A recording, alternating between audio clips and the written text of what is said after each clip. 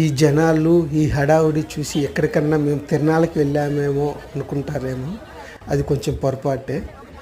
మేము తిరణాలకి వెళ్ళలేదండి, కాకపోతే ఒక రకమైన తిరణాలే, అది తిండి తిరణాలు అన్నమాట. అదేనండి బెంగళూరులో ఫేమస్ అయిన వివిపురం ఫుడ్ స్ట్రీట్ వచ్చాము. జనాలు కానీ హడావుడి కానీ చాలా విపరీతంగా ఉంటుంది. మేము అది కాక శనివారం సాటర్డే ఈవినింగ్ వెళ్ళాము, వీకెండ్ కాబట్టి జనాలు ఫుల్గా ఉన్నారు. మా వెనకాల అదే ఆ గ్రూపులో అంటే కొంచెం అక్కడ తెలుగు వాళ్ళు ఎవరో కనపడి బెంగళూరులో ఫుడ్కి ఇంత కరువైందా అంటున్నారు.